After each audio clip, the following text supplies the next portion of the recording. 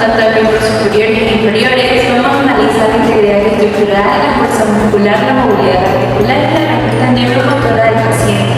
Esta valoración resulta esencial para establecer un diagnóstico fisioterapéutico preciso, diseñar un plan de tratamiento adecuado y garantizar una intervención segura y efectiva orientada a la recuperación funcional y al bienestar integral al individuo.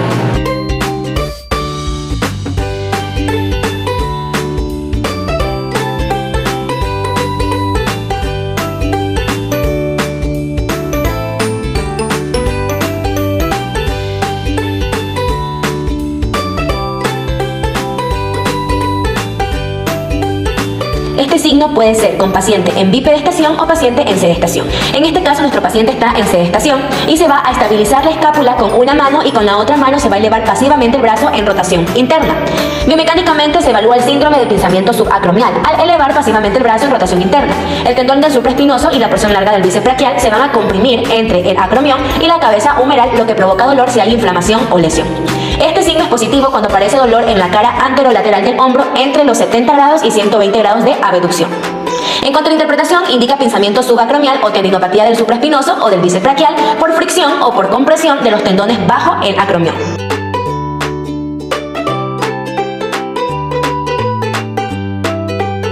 Con el paciente en sedestación, se le va a indicar que coloque la mano del hombro afectado sobre el hombro contrario y luego eleve el codo con la resistencia que se le va a generar.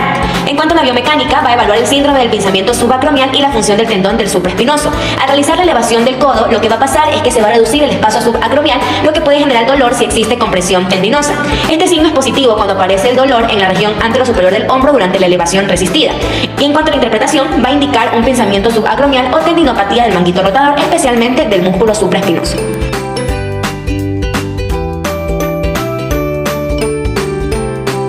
Con el paciente en sedestación se le pide que extienda el codo y la muñeca con el puño cerrado, mientras se le va a aplicar una resistencia a la extensión de la muñeca.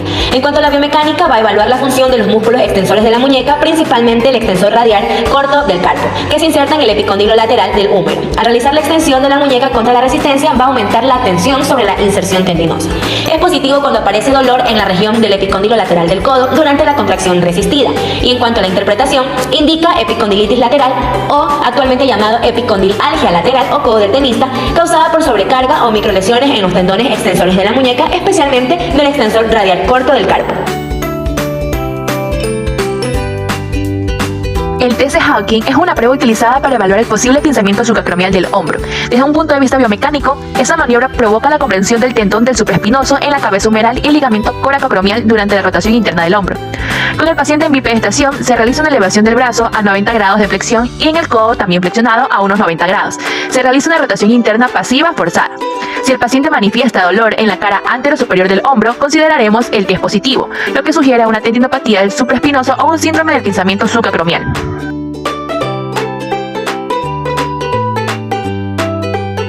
La maniobra de Edge-Off se utiliza para detectar una tenosinovitis de Carvine. Biomecánicamente, esta prueba tensiona los tendones del aductor largo y el extensor corto del pulgar, que transcurren por la primera corredera extensora del carpo. Se le solicita al paciente que introduzca el pulgar dentro del puño y cierre los dedos. Luego se realiza una flexión cubital activa de la muñeca. Si el paciente experimenta dolor en la base del pulgar o sobre la apófisis estiloides del radio, el resultado es positivo, indicando así una inflamación de la vaina tendinosa correspondiente.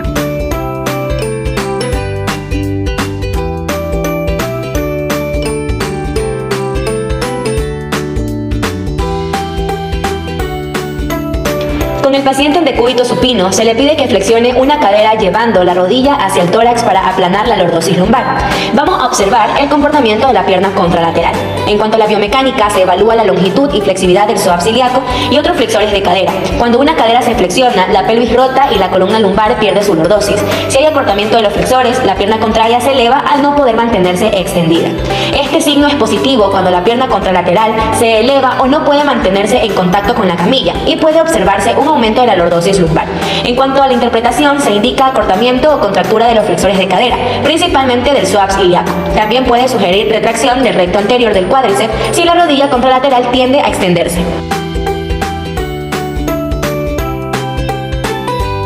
Con el paciente en decúbito prono se flexionan ambas rodillas a 90 grados.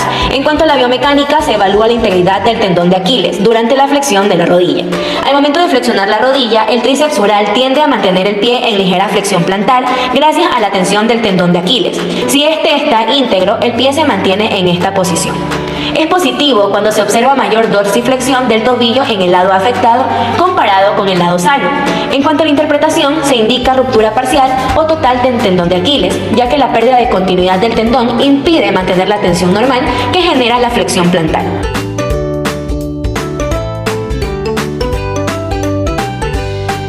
La prueba de inversión forzada se le utiliza para valorar la estabilidad lateral del tobillo, especialmente en el ligamento calcáneo peroneo. El paciente se lo encontrará en decúbito prono, se fijará la articulación del tobillo y se realiza una inversión pasiva forzada del pie con la otra mano.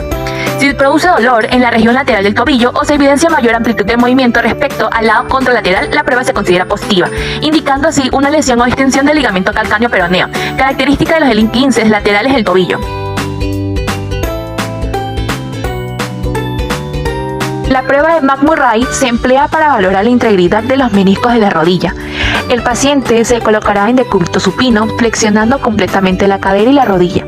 Se coloca una mano sobre la rodilla para palpar la interlínea articular y con la otra se sujeta el pie.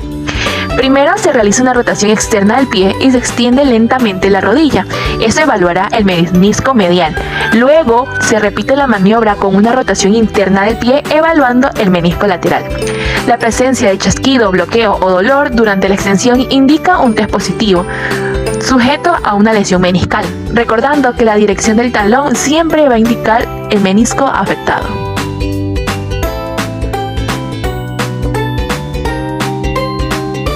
El test de Over está destinado a evaluar la distensibilidad de la banda iliotibial y del tensor de la fascia lata. El paciente lo colocaremos en decúbito lateral. Se estabiliza la pelvis con una mano y se toma la pierna superior. La llevamos a una extensión y una abducción de cadera. Posteriormente, se la deja descender de manera pasiva hacia la camilla. Si la extremidad no logra descender completamente y queda suspendida, el test se considera positivo, indicando así un acortamiento o rigidez de la banda iliotibial y limitación de la aducción de cadera.